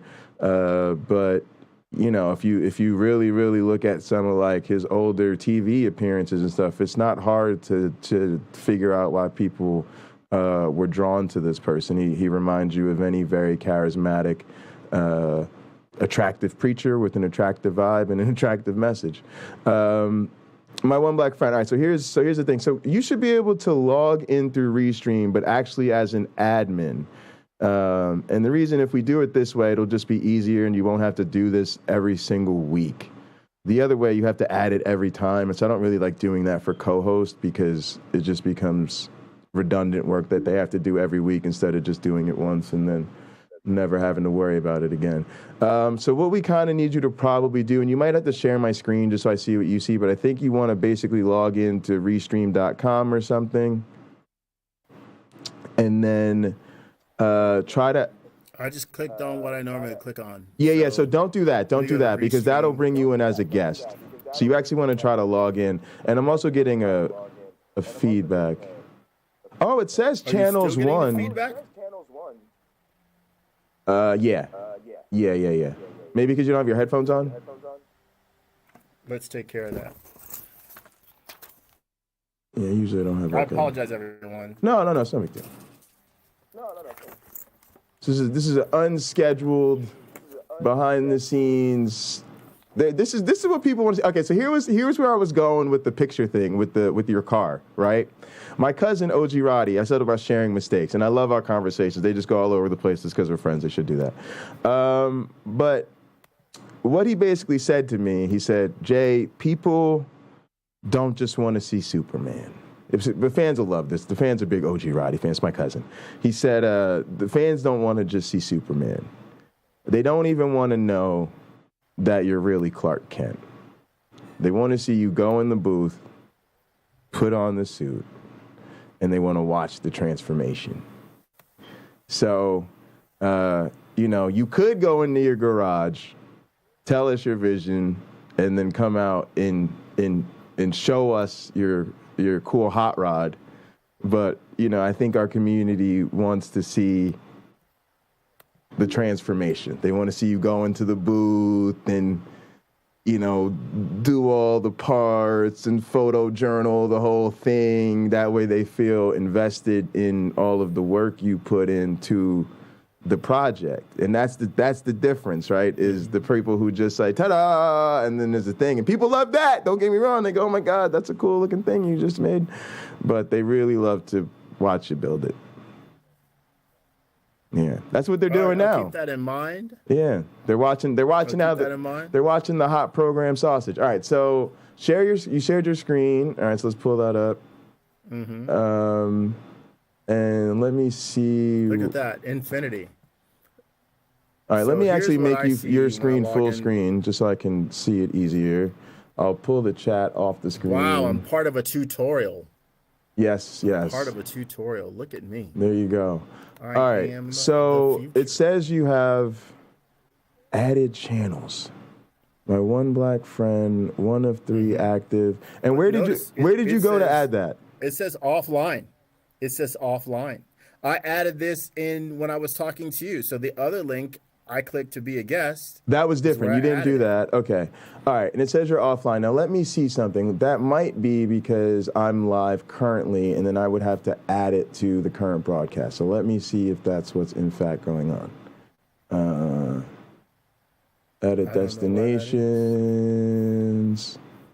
I still do not have your destination here. That's what's driving me crazy. Okay, let's see if we can fix that. Go to, what would you like to do? Connect, stream, schedule event. That's your channel. You've got one of 3 active. Did it just have an add channel over there for you? Yeah, let me show you. I didn't add it in this. I added it in this. Can you see me circling my cursor? Yeah, you don't want to add it there. Yeah. Leave that. That's in the studio. That's why. Yeah. Don't do that. We don't want to connect. All right, so go back out of that. That's why. It's because we're not live with studio, and it's just saying, oh, we don't do that. So let me see. Is there a little drop down there? Is that a little chiclet menu? Go click on that chiclet menu. I haven't seen this from your side. That's why I wanted to do this. So here? No, not there. Yeah, cancel out of that. Click on that. Click on the little. You want to see here? I want to see. Yes. Log into church administration. Team. There you go. Excuse me. Yes. Okay. We need you logged in the team. Boom. There. Now, see, the difference is you were logged into your personal Restream account and then trying to add yourself as a guest. Add your channel as a guest account, which you can do, but I'm not streaming through Studio, which is why you couldn't. This is where we want, though. Scroll down a little bit for me, please. Yeah, go to Edit Destinations. Oh, this is what we want. All right, Add Destination. Now do it.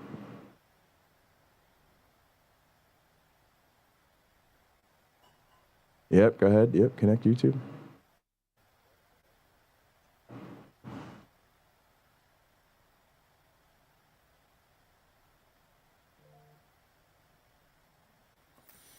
All right, your channel has been added. Great. All right, scroll down.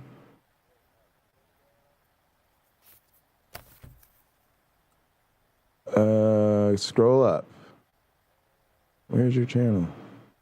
There it is. All right, turn that on. At the top. Yeah, hang on. Just leave it there. See, it says offline, go, sending data. It should switch to streaming. Although normally you can go ahead and close it, but it's good to sit there and see. All right, streaming closed. Now you should be live. Let's go check. You check on your, and I'll go check. Click on view on YouTube. There it is. Mute it when you open it. Click on there. Mute it. Yep, there you go.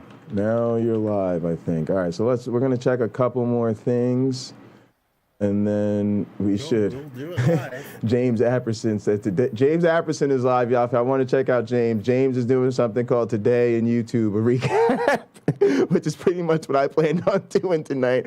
And there's a Trump rally in Michigan that he says that David Blackman. Oh, there's always too much happening, y'all. My weekends are crazy. I know the weekends I'm in the madness, in the middle of it. Hang on a sec.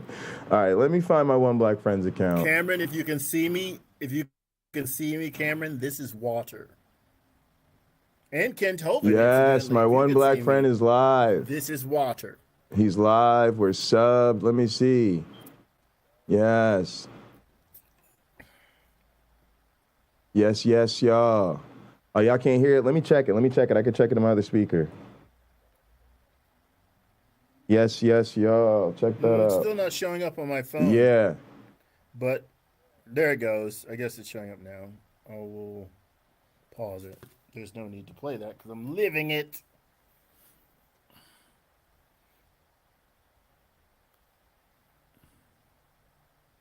Yes. All right. Okay, Pocket Locker. Are you good? You ready to rock? You good to go? All right, hang on one sec. That was great. Yeah, I think you're live. Okay. We got a couple more things to do. One is... Okay, and just an announcement. Tomorrow on Hot Program at 3:30 Eastern, 12:30 California time. And if you live in the middle, I don't know what time that is. But you can join us for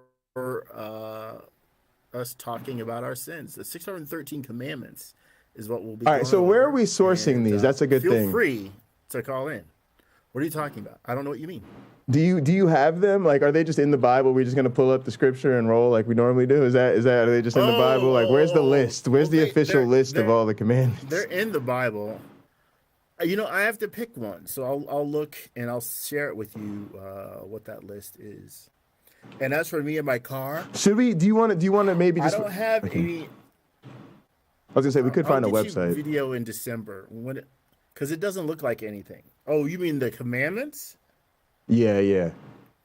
Just go to the Googles. Yeah. We'll just go to the Googles. Yeah, that's fine. Full list of see, I've already searched. Full list of commandments. The 613 mitzvot. All right, this is great, my One Black Friend. All right, so one thing include the chapter verse, which is fantastic. I'm adding your channel to my description template. That way, when people go in the descriptions, there'll be a link to your channel, and I will put it. Join me every Sunday for. I got to add Hot Program in here and your channel, so we'll do that. Yeah. I'll add that to the. I'm trying to think of where I should add it. I should add one down here. All right, that says checkout. Oh no. What are you doing? I'm going to stop sharing my screen. Yeah. But I took it off the screen, so you're fine. Yeah, You it's did? it's Okay, I was fine. gonna Yeah, say, yeah, I it's have fine. bored the crap Yeah, yeah. of other people. Yeah, you're good. But yeah, I'm trying to get your. All right, what I got else? it here. No, I got it here. I'm gonna add your channel to my description, just so that it'll be a link to it in the description. Just want to make sure people are able to pull up the channel. But yeah, I think that's good. So I think. Oh yeah. I want to double check on my end just to make sure I have access now to your channel back here. Edit destinations. It shows we're streaming. All right, that's a little weird because it's not showing me your channel back here. Let me go ahead and refresh and see if that's the issue. All right. Ah, yes, it just needed to refresh. Edit destinations. All right, I now have my One Black Friend streaming. I can view it on YouTube. Fantastic. 6 of 8, baby. We're on live on 6 channels right now. All right, the only other thing I need to do is schedule an event and just make sure that when I go to schedule an event, I have access to your channel. So we'll just put in some fake information here. None. The description will be none. Go Carrie Ann, saving somebody's bacon. We'll call it from, we'll say it's scheduled for 11:45 tonight. Next. Great. I can pick your channel. Yeah. I have access to your channel here. Great. So now everything's taken care of. So you should now be able to just, what's that? Is that how much daylight you've got left? That's my blood glucose. Oh, that's your blood glucose saying thing. I have 93 milligrams per deciliter. Is that high or low? I think that is in the middle. That is inside the normal range, which for me is 60 to 99. That's where the doctor wants me to live. So I've been trying to game my body to get it to make that where it loves to be and wake up there. And I've able now to wake up with it being under 100. Yeah. And that took a long time. This is down from like 140 and 150. Oh, okay. So now waking up at 100, yeah, at or below 100. So the goal is to wake up with it in the high to mid 70s. All right. So I got one more thing. This is gonna blow your mind. All right. Let's see if we can take this thing all the way. All right. So what you should do now is leave this link, like close the tab where you're called in right now, and then try to sign in through Restream again.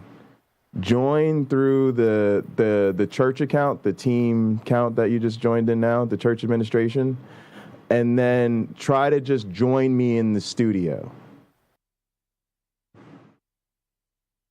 All right. So let's see how this goes.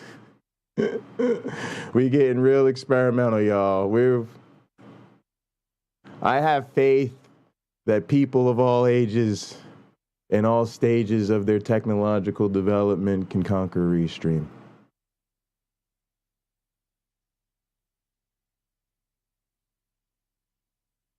I actually think the older you get, the better you are at technology. You start to realize things just require patience. And most of us have more of that as we age than we do when we're younger. David Blackman has the best news. That's what I'm talking about. I gotta get ready to do David Blackman things. It's apparently a lot going on, and I gotta catch up with James Apperson because there's been a lot of drama going on, and I gotta figure out what my man James has been up to. All right, so let's see if he gets back in here. All right, he's back here somehow. All right, how did that go? That was simple enough. I just have to be willing to let it think I'm you temporarily. How'd you do that? Oh, because of the profile you logged in through? Yeah. Okay. Now share your screen again, please. Sure.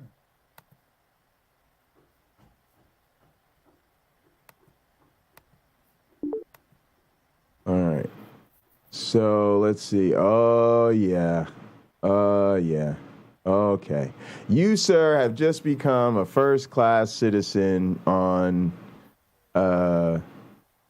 Restream. So now you see what Tuck sees. So, all right. So let's move your mouse around. All right. Do you see there is a panel of buttons below the screen? All right. First thing I'm going to do is, well, no, actually, we'll leave it this way. Let me see. Is there something I could put on the screen? Yeah, just leave it like this. This is fine. Hang on. Maybe if I do something like this. No. Oh, it's because you're sharing your Restream. Never mind. We're fine. All right. So here's what we'll do. Go ahead. Let me see. Yes. All right. So go ahead. Those are the different views of the stream. And if you press that, you will change the view of the stream. There you go. That's what that one does. That one's full screen, but below. This one puts us full screen, but the corner.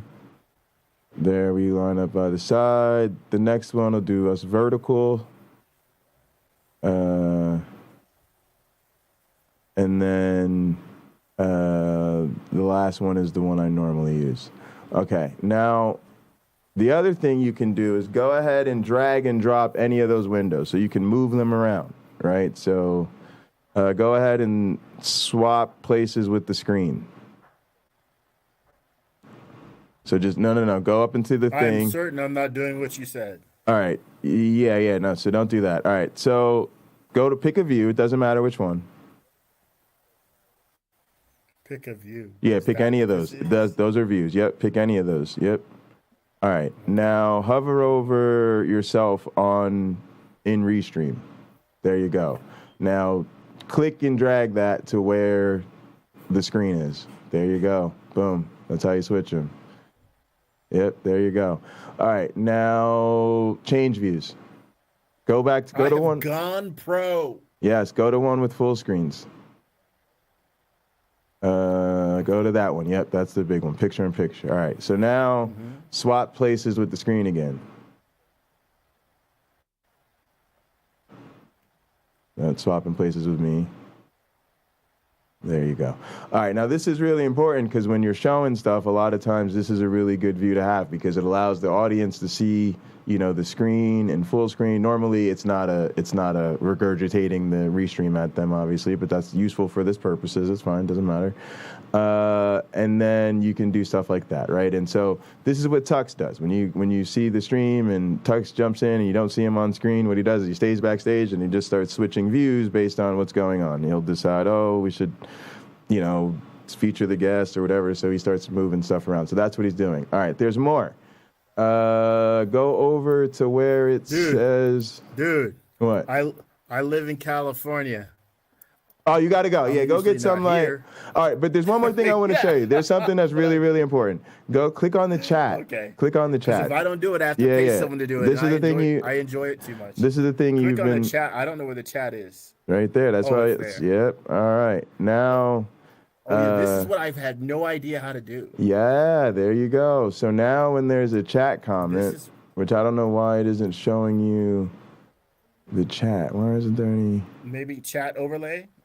No. Yeah, it might be just that you put the chat too soon. Let's go see. Hi, people are saying Thank you, Hippie Smiles 84. All right, tell me if you see. Oh yeah, now you see comments in the chat, right? All right, so now click on Hippie Smiles comment. Oh yeah, look at you. Now you're hosting. Look at you. Look at that. Look at you with the superpowers. Highlighting chats, and there's one more thing. That's very nice. You can actually put a star on them. See that little star? Click the star. So what happens is when one of your guests or yourself or me is rambling and there's a comment that goes by and you don't want to forget it, but you don't want to get off the screen or whatever, you don't have to highlight it all the time. You can click that star. And then there's a little thing that says pinned messages. See that little list that says pinned messages? In purple, look at the top. Purple pinned messages, click that. Yeah. So that will keep track of the highlighted messages. So if you want to start highlighting super chats or there's questions you want to remember, you can just star them. You don't have to acknowledge them right away. You can just star them. And then you can say, all right, I wanted to go back and acknowledge these questions, and they'll be right there for you. So if there's 400 flying by, but there's 5 or 6 you want to make sure you don't forget, That's how you manage the chaos. And yeah, so I'll teach you a couple other things, but you know that's the sort of first class 101 tour. But Okay. thanks so much, man, and try to log in this way tomorrow because this, as you can see, it'll give you a lot more control over the broadcast, and they'll be seeing my screen anyway, so all the changes you make will be behind the scenes. So. Yeah. Well, no, I want you to be able to highlight comments and yeah. Now you're hosting, baby. You officially you looking like a co-host out here right now. I appreciate you, man. Enjoy your work. I had a discussion with a friend of mine. About doing something with music, and this could be useful for that. So yeah. Now you're ready to go, man. And knowledge. So when I talk to her about it, I can have her watch a few minutes to get an idea. I think she'd be able to handle this. She works at a college. So yeah, it's pretty intuitive once you get used to it. Yeah. It's actually laid out quite nicely. Well, folks, don't forget your safety glasses. Don't forget your safety glasses. Projects, they will save your eyes and maybe your life. Because crap still splashes up near my eyes, and I work with chemicals and high-speed rotating tools. So stay alive. Whether you're a brother or whether you're a mother, just stay alive. Okay. All right, man. Peace and hair grease, everybody. Appreciate you. Take care of yourselves and each other. Take care of yourselves and each other. I'm sorry. I wasn't. You right. He's on it, man. He's on it. Impromptu. We got to do it. Take care of yourselves and each other, man. Tomorrow, 3:30 p.m. Eastern. Commandments Part 1. Our first mega series. Our first 60-part mega series. The way we talk, man, we'll get through the first 10 of 613. So, appreciate you, man. We'll see you tomorrow. And Carrie Ann Chrysler back. And let's see. Hold on. Yeah, there we go. And bye, Cameron.